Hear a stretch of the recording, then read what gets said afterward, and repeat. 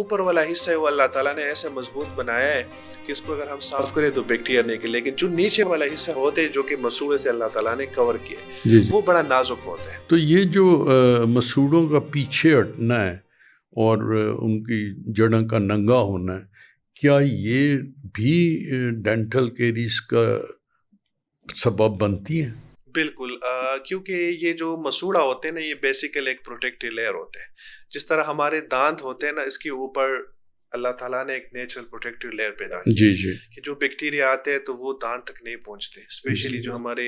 Roots areas پہ ہوتے ہیں۔ ایک تو دانت وہی ہے جو ہمیں کلینکلی نظر آتے ہیں، ایک دانت اس طرح ہوتے ہیں کہ جو مسوڑے کے اندر ہوتے ہیں، تو وہ جو اوپر والا حصہ ہے وہ اللہ تعالیٰ نے ایسے مضبوط بنایا ہے کہ اس کو اگر ہم صاف کریں تو بیکٹیریا نہیں کے، لیکن جو نیچے والا حصہ ہوتے ہیں جو کہ مسوڑے سے اللہ تعالیٰ نے کور کیے وہ بڑا نازک ہوتا ہے۔ اچھا، ٹھیک ہے، تو یہ جو مسوڑا ہوتے ہیں ان کے ایک پروٹیکٹیو لیئر ہوتا ہے، تو جب یہ مسوڑا ہٹ جائے تو ظاہر سی بات ہے وہ پروٹیکشن ختم ہو گئی۔ جب پروٹیکشن ختم ہو گئی تو وہاں پر کیریز کے جو چانسز ہوتے ہیں وہ بہت زیادہ وہ بڑھ